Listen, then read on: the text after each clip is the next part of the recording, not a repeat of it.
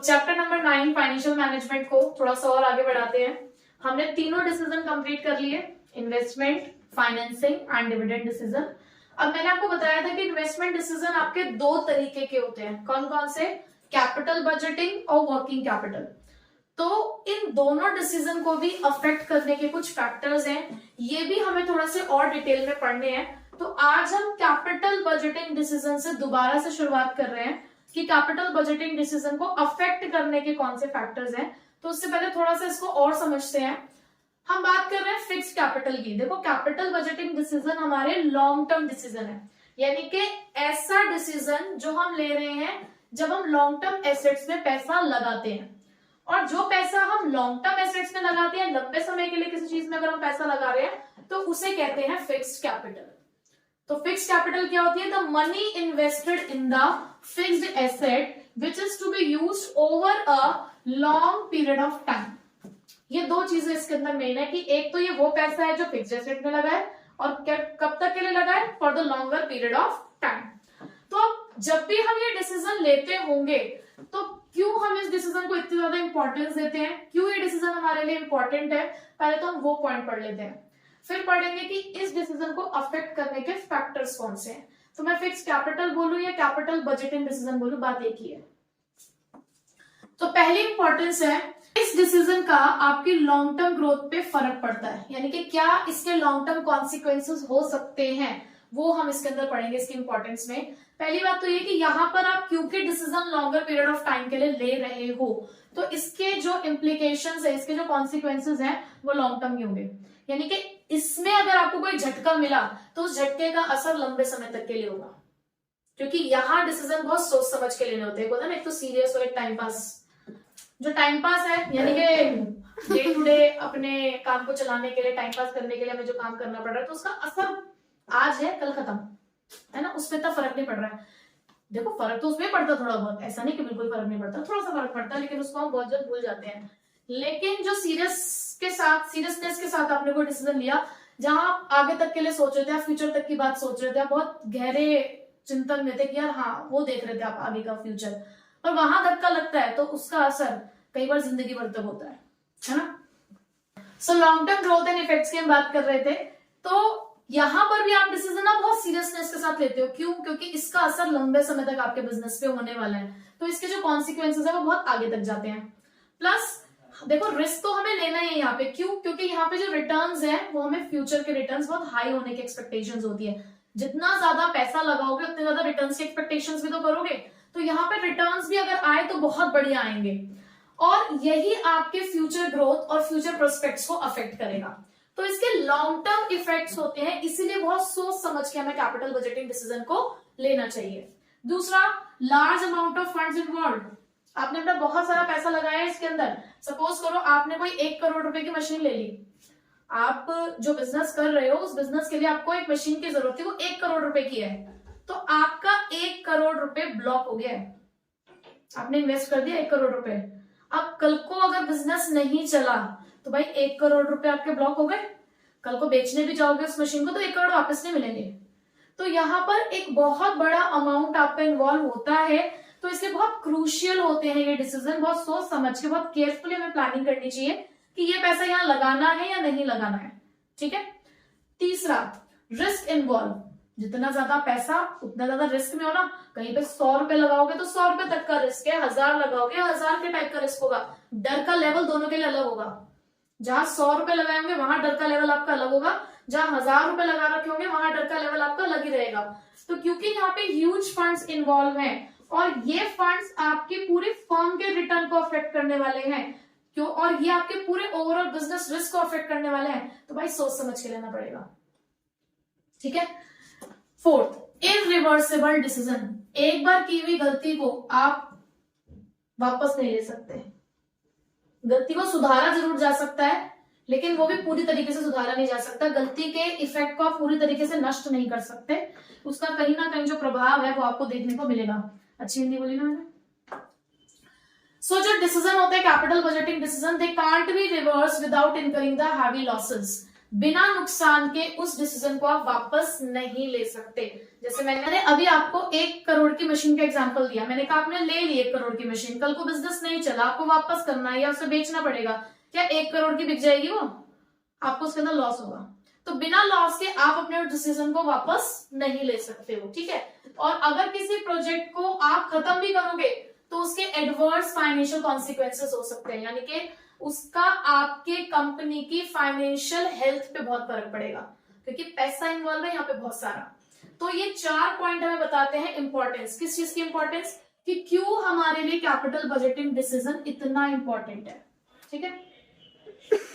तो अब इस टॉपिक के अंदर हमारे पास नेक्स्ट है factors affecting fixed capital requirement, और ये आपका इंपॉर्टेंट टॉपिक है, ठीक है। इन फैक्टर्स को हमें जरूर पढ़ना है, डायरेक्ट क्वेश्चन भी आ सकता है और इसकी केस स्टडी भी आ सकती है, ठीक है।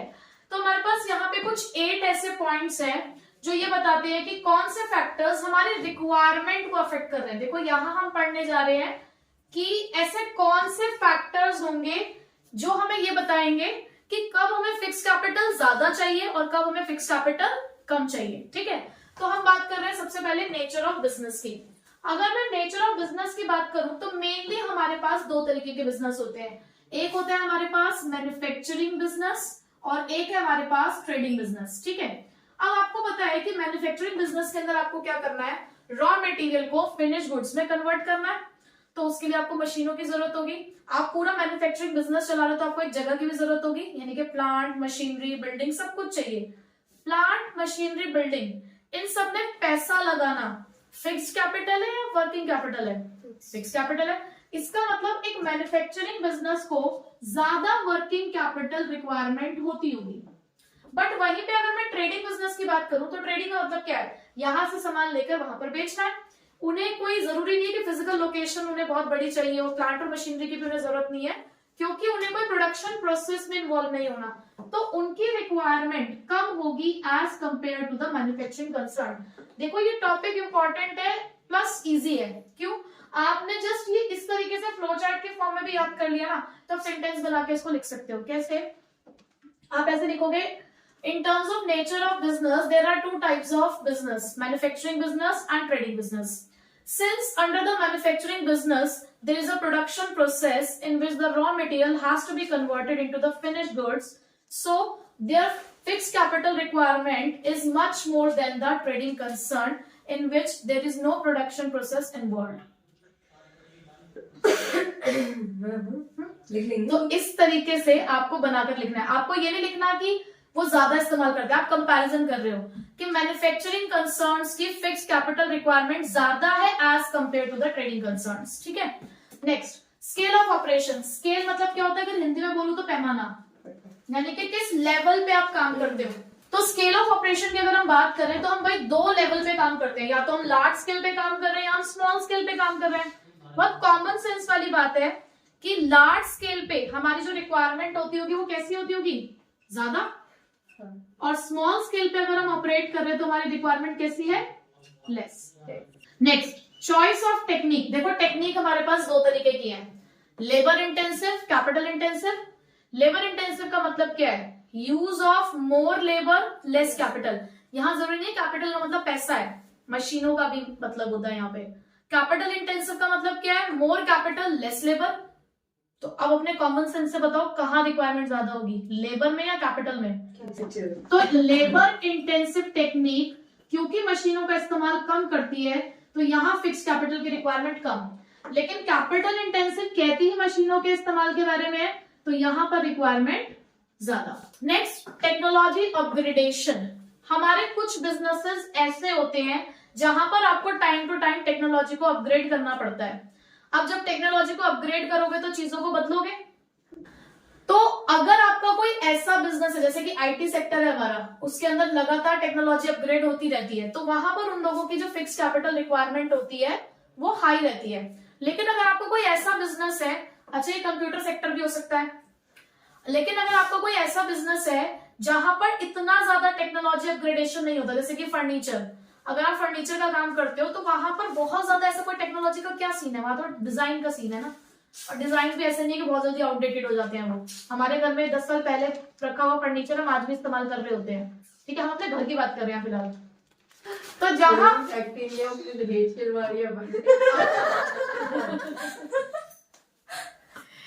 तो अपग्रेडेशन अगर रिक्वायर्ड नहीं है तो रिक्वायरमेंट कम रहेगी, अगर अपग्रेडेशन की रिक्वायरमेंट है तो वो हाई रहेगी। ठीक है, उसके बाद देखो ग्रोथ प्रोस्पेक्ट्स मतलब कि क्या आगे आने वाले टाइम पे आपके पास अपॉर्चुनिटीज है कि आपको अपना बिजनेस बढ़ाना पड़ सकता है या कोई नया प्रोजेक्ट आपके सामने आ सकता है।